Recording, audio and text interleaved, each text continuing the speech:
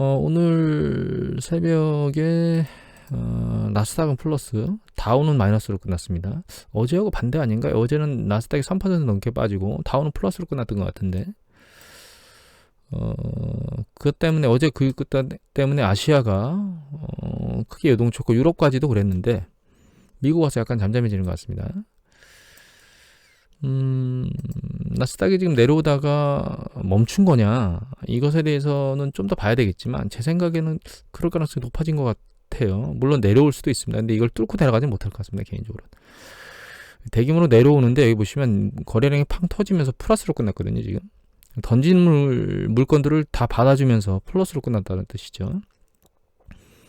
기술주는 플러스로 끝나고 시총 상위주들인 다우는 마이너스로 끝났는데, 주된 이유는 여기 보시면 다우존스 파이낸셜 보면 이 기술주라네요. 금융주 쪽이 세게 맞았습니다.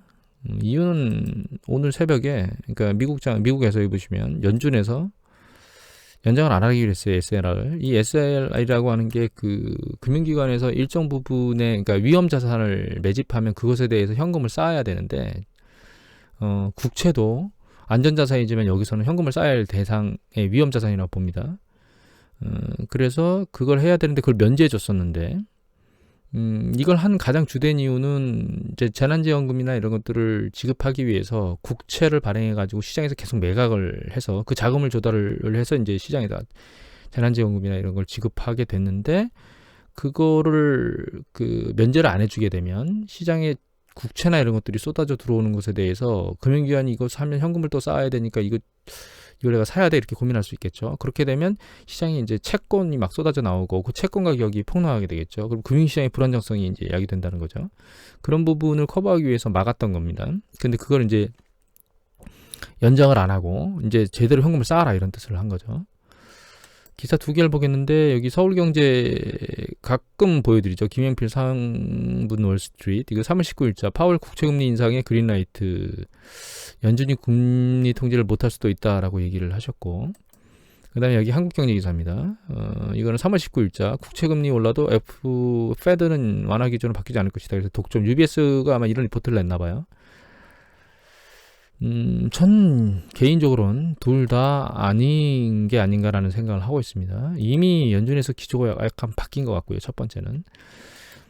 두 번째는 파월이 그러니까 금리 통제를 못할 것이냐, 할 수 있습니다. 할 수 있는 액션, 저기는 있는데, 도구는 있는데 그 도구를 쓰질 않는 거죠.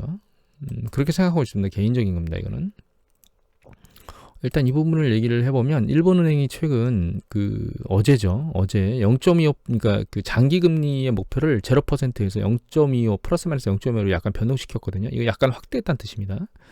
근데 일본은 좀 우리나라하고 다른 국가들하고 다른 게, 우리나라는 기준금리를 조정하잖아요. 근데 일본은 이미 예전부터 마이너스 금리로 가서 기준금리 조정을 포기한 상태입니다. 그래서 단기 국채 수익률이 마이너스 0.1%, 그 다음에 10년물 장기 국채는 0%의 수익률을 유지한다라는 타겟을 걸고 움직이고 있어요. 이거 이제 일드 커브를 가지고 조작을 하는 거거든요. 그래서 여기 보면 장기금리가 10년물 국채 수익률인데 장기금리 목표 수익률이 0% 내외로 설정하고 있다라고 하는, 이게 이제 한국은행 동향 보고서입니다. 동경 보고서. 이렇게 움직이고 있는데, 그게 이제 0%대로 있던 걸 0.25 플러스 마이너스로 바꿨다는 뜻은 약간 장기금리가 올라갈 수 있다라고 용인한 거예요. 이건 무슨 얘기냐? 긴축이라는 얘기입니다. 긴축 시그널을 던졌다는 뜻이죠. 이미 중국은 긴축 시그널이 계속 나오고 있어요.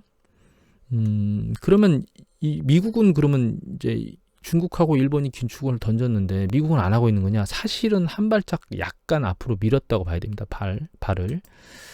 그건 왜 그런 거냐면, 우리가 중앙은행의 공개시장 조작이라고 하는 게 있습니다. 그래서 시장에다가 자금을 살포하고 싶으면 시장에서 돌고 있는 채권, 국채를 매집을 하면, 국채는 중앙은행 자산으로 잡히지만 현금은 시장에 유통되게 됩니다. 그러니까 유동성이 늘어나는 거죠. 반대로 시장의 유동성을 흡수하기 위해서는 공개시장 조작에서 매각을 해요. 채권을 매각하게 되면 채권은 시장으로 나가지만 그 시장 안에 있던 현금은 중앙은행으로 끌려 들어오게 되죠. 그런데 이 행위를 중앙은행에서 하고 있는 게 아니고 사실은 은행 쪽에서 약간 태도를 바꿨다는 뜻입니다. 무슨 얘기냐면, 시장에서 대규모로 국채가 살포되는 것들 때문에 금융시장이 불안정해지는 걸 막기 위해서 중앙은행 이제 금융기관이 국채를 매집했을 때 현금을 추가적으로 플러스 해야 된다라고 하는 부분을 유예해주면서 국채는 계속 매집하도록 만들어놨어요. 근데 지금은 그 국채 매집한 거를 이제 하려면 현금을 당겨서 쌓아야 돼라고 하는데 은행 입장에서 현금을 당겨서 쌓는 게 아니고 국채를 매각하는 쪽으로 움직일 가능성이 높다는 뜻입니다. 근데 이 국채를 매각한다는 뜻은 국채를 매각하면 금융기관이 가지고 있던 국채가 시장으로 던져지는 거죠. 근데 시장으로 던져지는 국채 대신 시장에 있던 자금은 은행으로 빨려 들어가게 됩니다. 그러니까 이게 무슨 얘기냐면 중앙은행에서 현금의 유동성을 빨아들이는 게 아니고 금융시장에서 현금의 유동성을 빨아들이는 형태로 갔다는 얘기죠. 그러니까 중앙은행이 간접적으로 금융기관의 그 자금 유동성을 약간 당기는 형태의 패턴을 유도하고 있다는 뜻입니다. 이건 무슨 얘기냐? 자기가 직접 하진 않았지만 옆구리를 쿡쿡 찔러서 은행들한테 야 자금 좀 당겨 이렇게 한 거하고 똑같은 패턴이라는 얘기입니다. 이것도 묘수죠. 중앙은행에선 행보가 아무것도 안 바뀌었어요. 여기서 말하는 것처럼 중앙은행은 전혀 뭔가 액션을 안 보였는데 금융기관에서 자금을 빨아들이는 액션을 하도록 만들어놨죠. 그러니까 뭔가 하긴 했습니다. 지금 문제는 이게 이 채권 수익률을 올릴 수 있다는 겁니다. 이게 왜냐하면 채권이 시장에서 금융기관이 던지면서 매각하게 되면 채권 가격은 떨어지면서 수익률이 올라가게 되겠죠. 이 부분이 커버가 잘 될 것이냐에 대한 부분이 현재 문제인데 제 생각에는 이게 일정 수준 커버 될 거라고 지금 보여요. 개인적으로 그렇게 생각하고 있습니다. 만약에 이게 커버가 안 되면 그때 연준에서 뭔가 액션을 취하겠죠. 근데 이게 커버가 안 된다는 게 얘가 그냥 올라가면 액션을 취한다는 의미보다는 얘가 올라가면서 금융시장, 그러니까 채권시장이 요동치고 그게 주식시장에 영향을 미쳐서 주식시장이 아래로 막 곤두박질 치는 행위가 또 보이면 그러면 그때는 연준이 칼을 들 수밖에 없을 겁니다. 그러면 그때 여기서는 완화 기조가 바뀌지 않을 거라고 얘기했지만 연준에서 어떤 형태로든 액션을 취할 수밖에 없다라고 보고 있어요.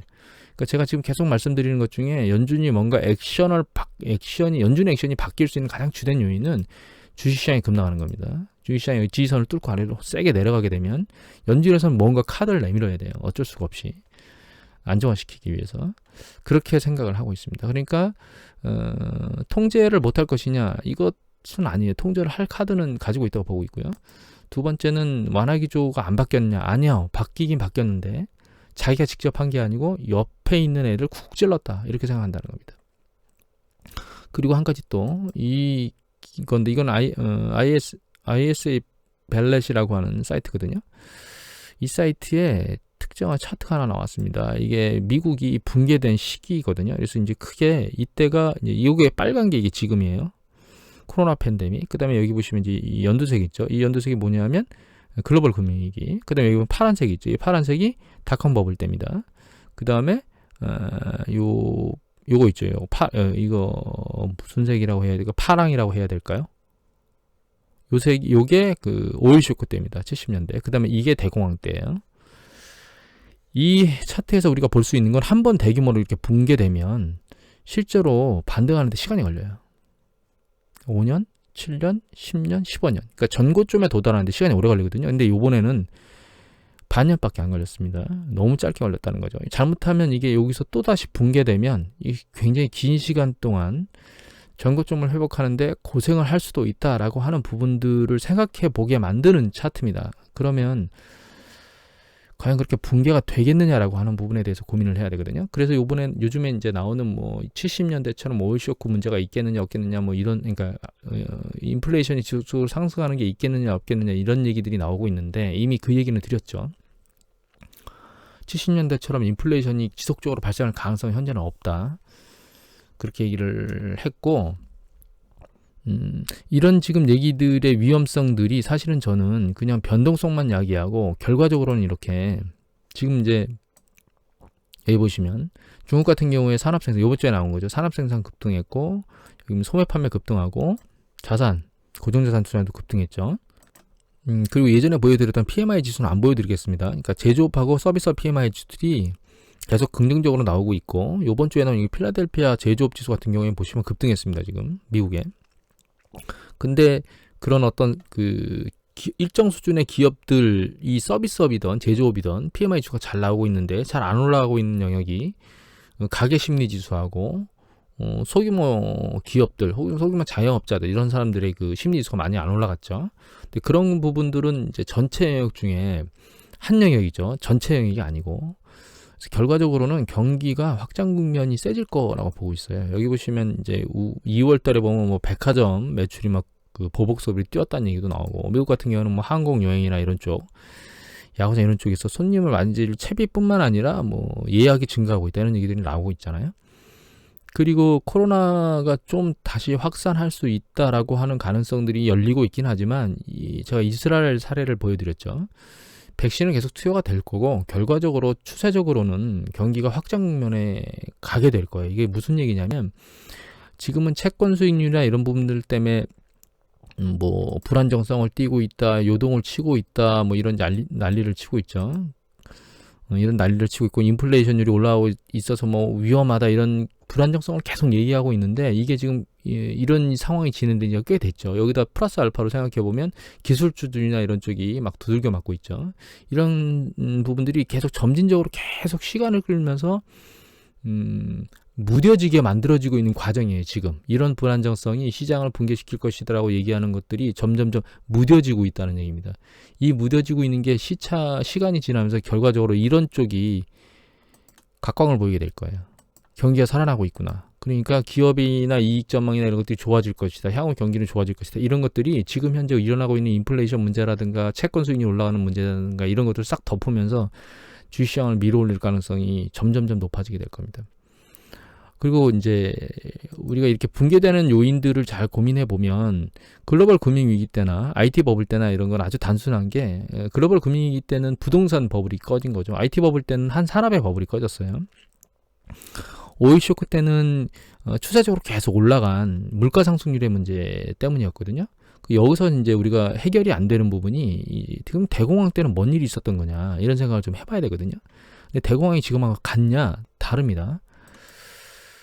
이거는 이제 한 지표는 아니고요. 이제 왜냐면 이렇게 장기적으로 하나의 지표가 연결되는 건 없어요. 그래서 이제 주로 빨간 계통에 있는 건 미국의 물가 상승률의 장기 지표를 제가 모아놓은 거고, 그다음에 파란색 쪽에 있는 건 기준금리 쪽입니다. 그다음에 이 10년 국채 수익률인데, 결과적으로는 이제 이렇게 큰 변동성에 따라서 이쪽 부분에는 판단할 수 없지만, 일정 부분 안정화된 이 CPI가 물가 상승률이 안정화된 이후에는 물가 상승률하고 이 그 채권 수익률하고 동조 현상을 보이죠. 중요한 건 이제 30년대에 우리가 봤던 얘기를 해볼까요? 30년대 얘기를 여기 보시면 1937년도 대공황 때를 보면 이때죠. 올라갔다가, 잠시만요. 설명이 나와서 설명을 없애버렸습니다. 여기 보시면 이게 이제 29년도, 그죠? 이때 이제 주식시장이 붕괴됐는데, 잘 보시면 이때 이건 물가 상승률이고요. 이게 파란 게 금리거든요. 금리가 여기 보시면 1928년도 1월 달쯤에 이게 한 3%대 있다가 나중에 이게 6%까지 올라갑니다. 그러니까 그 단기간에 금리가 굉장히 빠른 속도로 올라갔거든요. 이때 차트를 보면 이게 1929, 여기 보시면 20년, 25년, 30년이잖아요. 이때 단기적으로 굉장히 이게 폭등했어요. 주가가, 다우존스 지수가. 과거에 있던 배수에 여기 보면 여기 111대죠. 여기 보면 저점이 한 68 뭐 이 정도 돼 있는데, 여기 올라가면 고점이 뭐 380 되니까 거의 뭐 한 5배 가까이 올라갔나요? 5배 좀 안 되나요? 이렇게 급등한 상황에서 금리를 계속 치켜 올라가면서, 금리가 빠른 속도로 치켜 올라가면서 붕괴됐거든요. 근데 지금 상황이 어떻게 돼 있느냐? 완전히 다르죠. 지금 상황이. 지금 금리가 바닥에 있어요. 바닥에 금리가. 물론 동일한 건 주가가 꼭대기에 있다는 뜻입니다. 꼭대기에 있다는 거예요. 이 주가가. 이게 파란 겁니다. 이게 노란 거는 금값이고요. 이게 파란 거거든요. 주가가 꼭대기에 있는 거 맞아요. 그러면 이 입장에서 놓고 보면, 주가가 높다는 입장에서 놓고 보면 사실 뭐 다우만큼 빠른 속도로 올라가진 않았지만 않기적으로 주가가 많이 올라온 건 맞아요. 이 대공황 때만큼 아주 빠른 속도로 단기간에 머리를 치고 확 올라오진 않았지만 지금 추세적으로 상당히 많이 올라온 건 맞습니다. 단기적으로. 중장기적으로 뭐 10년 넘게 올라왔으니까. 그런데 그때하고 다른 건 물가가 낮은 상황이에요. 물가라네요. 금리가 낮은 상황이에요. 그러니까 물가가 올라가고 있긴 한데 금리를 낮게 하면서 계속 뭔가를 떠받치고 있거든요. 결과적으로 아래쪽으로 붕괴되겠느냐? 그러니까 연준에서 이 금리를 바닥에서 계속 유지하면서 시장이 붕괴되는 걸 계속 막을 거라는 겁니다. 제 얘기는. 그래서 시장이 이제 계속 누차 말씀드렸지만 계속 경제하고 주가가 괴리된 상황에서 움직이고 있는데, 그 괴리된 상황이 붕괴되지 않는 이유는 연준에서 계속 그 붕괴 시그널이 나왔을 때 떠받치는 행위를 했기 때문에 지금 이 상황이 유지가 되고 있는 거거든요. 그런데 지금 상황이 또 그 대공황 때하고 다른 건, 대공황 때는 붕괴 이후에 경제 상황이 굉장히 안 좋은 상황이 있었고, 그 중간에 또 홀트무츠인가, 제가 기억이 좀 가물가물한데, 그 유럽하고 무역 전쟁 중에 대규모로 급하게 저기를 올리는, 관세를 올리는 그런 법안이 통과된 적이 있습니다. 그게 이제 아랫방으로 더 밀어내렸는데, 주가를 경기하고. 지금은 경제 상황이 괜찮게 나아가고 있는 방향으로 계속 보이고 있다는 거예요. 그래서 실제로 두 가지 이유 때문에, 첫 번째, 동종의 상황은 주가가 높다는 거다. 그때하고 대공황 때하고 굉장히 높은, 대공황 직전 높은 수준만큼 주가도 많이 올라왔는데, 다른 점은 경제 상황이 좀 다르다. 이게 회복 국면에서 계속 올라가고 있는 방향이고, 또 한 가지 다른 점은 대공황 그 직전에는 기준금리를 상당히 계속 빠른 속도로 올려가지고 시장이 아랫방향으로 내려가는데 이익을 담당했는데, 지금은 금리가 상당히 낮다. 그리고 이 낮은 금리를 가지고 계속 시장을 떠받치려고 하고 있다. 이런 점들이 다른 점이에요. 저는 개인적으로는 시장의 붕괴가 여기 붙었다가 다시 한번 세게 내려가는 붕괴가 있겠느냐.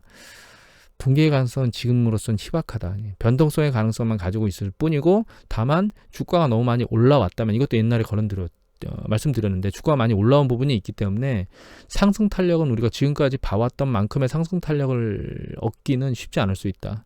그래서 결과적으로는 GDP 성장률 정도 올라가는 게 닿을 수 있다라고 하는 부분들이 이미 예전에 말씀드렸습니다. 그렇게 현재는 생각을 하고 있습니다. 그리고 한 가지 추가로 여기 보면 이제 뉴즈원에 파월 연준위원장이 중앙은행 디지털화폐 현금과 공존해야 된다는 얘기가 나왔죠. 이거는 이제 비트코인 때문에 말씀을 드리는 건데, 이미 말씀드렸듯 결과적으로 비트코인이 난리를 치면 칠수록 중앙은행은 디지털화폐를 빠른 속도로 공식화하고 액션을 취하려고 할 겁니다. 중국은 이미 하고 있죠. 가장 주된 이유는 화폐라고 하는 자체가 붕괴되면 안 되기 때문이에요. 그러니까 지금 화폐를 대변할 수 있는 글로벌 기축통화는 결과적으로 금인데, 그 금을 비트코인이 대체할 것이라는 얘기들이 나오고 있거든요. 그런데 금과 비트코인은 전혀 다른 개념을 가지고 있는 거죠. 비트코인을 용인한다면 비트코인과 비슷한 류의 또 다른 것이 나타나면 또 그걸 용인해야 된다는 뜻이거든요. 그리고 금과 다르게 금은 유통이 좀 불편하죠. 근데 비트코인은 전혀 다를 수 있습니다. 왜냐하면 현물을 들고 다니는 게 아니고 숫자로 찍힌 것들을 들고 다니기 때문에 언제나 유통이 가능합니다. 사실 금하고는 좀 다르죠. 그런 관점에서 가만히 두었다가는 화폐라고 하는 공정성이 깨질 수 있어요, 사실. 근데 그걸 가장 싫어하는 국가는 사실 중국하고 미국일 겁니다. 왜냐하면 국가의 GDP 경제 규모가 그 파워를 제공하고 있거든요. 그리고 그게 기축통화라고 하는 통화의 파워를 제공하고 있는데, 그 부분이 붕괴될 수 있기 때문에 결과적으로 장기적으로 중앙은행, 특히 중국과 미국은 비트코인을 용인하면 안 되는 구조에 있다고 생각하셔야 됩니다. 그래서 개인적으로는 이제 단기적으로 비트코인이 어떻게 되겠느냐라고 하는 논점에 대해서는 정답을 드릴 수 없을 것 같고, 장기적으로 제가 생각하는 정답은 각국의 중앙은행이 결과적으로는 디지털 화폐를 받아들이고, 그 디지털 화폐가 용인되면서 비트코인이 사라지는 이런 관점으로 저는 개인적으로 생각하고 있습니다. 완전히 사라지지 않을 수도 있습니다. 이미 많이 커졌기 때문에. 근데 그게 화폐를 대체할 수는 없다라고 하는 부분을 일단 생각해야 될 것 같아요.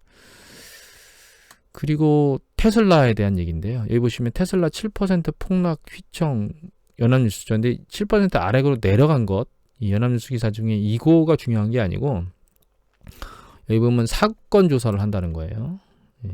자율주행 사건, 교통사고 말하는 겁니다.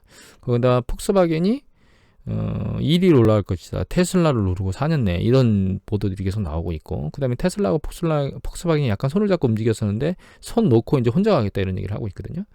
그 다음에 오늘 여기 보면 2시간 전 새벽 보도에 보면 중국이 군 국영회사 임직원들한테 테슬라 사용하지 말랍니다.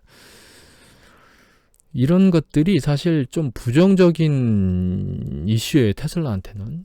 테슬라가 지금 레이팅이 굉장히 높게 올라와 있는 거거든요.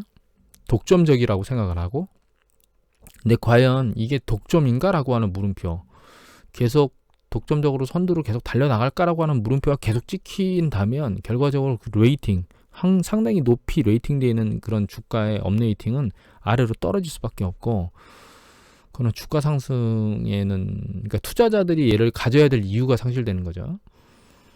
그럼 주가에는 악영향이 미쳐질 수 있다라고 하는 부분에서, 이게 제가 단순히 테슬라만 계속 액션을 취하면서 그러니까 문제를 제시하려고 드리는 말씀은 아니고요.